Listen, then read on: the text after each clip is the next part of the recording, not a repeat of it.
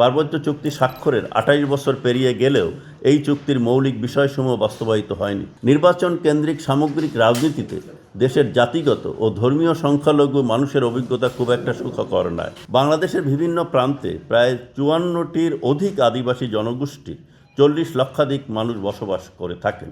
তাদের মধ্যে পার্বত্য চট্টগ্রামে অধিক সংখ্যক আদিবাসীদের বসবাস। এই অঞ্চলের আদিবাসী মানুষের জীবন সংগ্রাম অনেক ক্ষেত্রে ভিন্ন এবং নিজেদের রাজনৈতিক অধিকার থেকে বঞ্চিত থেকেছে। ভিন্নতর লড়াইয়ের এক বাস্তবতায় দীর্ঘ ২ যুগের অধিক সশস্ত্র সংঘাতের অবসানের বিভিন্ন সরকারের সাথে ধারাবাহিক ২৬ বার বৈঠকের মাধ্যমে এই অঞ্চলে শান্তি ও স্থিতিশীলতা আনয়নের জন্য ডিসেম্বর ২ তারিখ ১৯৫৭ সালে ঐতিহাসিক পার্বত্য চট্টগ্রাম চুক্তি স্বাক্ষরিত হয়। কিন্তু দুঃখজনক হলেও সত্যি যে পার্বত্য চুক্তি স্বাক্ষরের ২৮ বছর পেরিয়ে গেলেও এই চুক্তির মৌলিক বিষয়সমূহ বাস্তবায়িত হয়নি এবং পার্বত্য সমস্যার এখনও সমাধান হয়নি। ফলে এ অঞ্চলের সংঘাতময় পরিস্থিতি এখনও চলমান আছে এবং সেখানকার আদিবাসীরা ক্রমাগত প্রান্তিকতার দিকে ধাবিত হচ্ছে। পার্বত্য চুক্তি বাস্তবায়ন না হওয়ার কারণে সেখানকার আদিবাসীরা দুর্বল যোগাযোগ ব্যবস্থা, অনুন্নত সড়ক ও নৌযোগাযোগ ব্যবস্থার বসবাস করেন। সামরিক উপস্থিতি ও অনেক ক্ষেত্রে সেখানকার রাজনৈতিক কাঠামো স্থিতিশীল না হওয়ার দরুন এবং জনগণের মধ্যে সচেতনতার অভাবে তারা রাষ্ট্রের সিদ্ধান্ত গ্রহণ প্রক্রিয়া নানা ক্ষেত্রে যুক্ত হতে পারে না।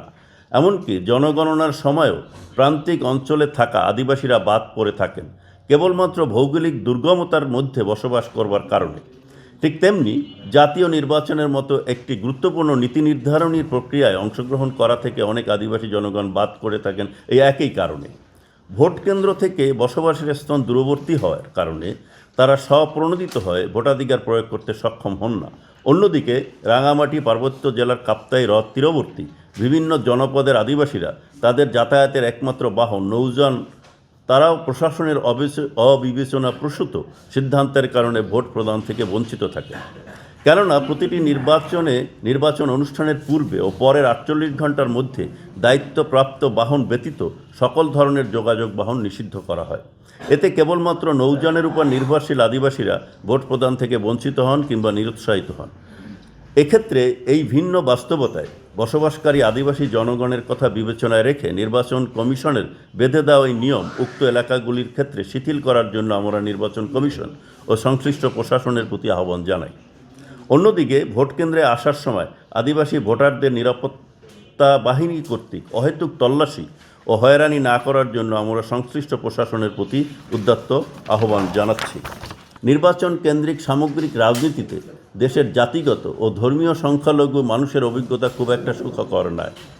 তাই আমরা নির্বাচন প্রাক্কালে এই মুহূর্তে দেশের আদিবাসী জনগণ সহ সকল নাগরিকের নিরাপত্তা নিশ্চিত করার জন্য আরও বেশি মনোযোগী ও দায়িত্বশীল হওয়ার জন্য সরকার, আইন রক্ষাকারী বাহিনী, নির্বাচন কমিশন সহ নির্বাচন সংশ্লিষ্ট সকল পদক্ষেপগুলোকে আহ্বান জানাচ্ছি।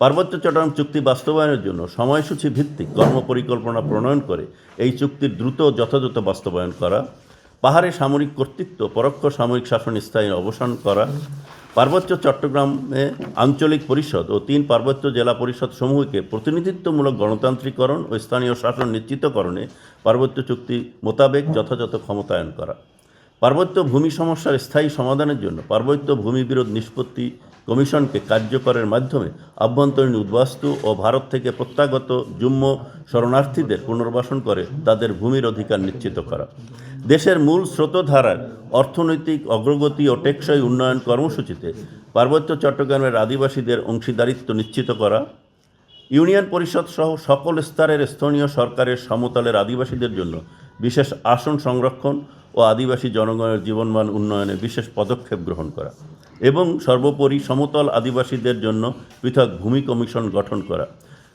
ইতিমধ্যেই উপরিক্ত দাবিসমূহ নির্বাচনী ইশতেহারে অন্তর্ভুক্ত করার জন্য রাজনৈতিক দলসমূহের কাছে ব্যক্তিগতভাবে এবং চিঠির মাধ্যমে আমরা তাদেরকে অবহিত করেছি।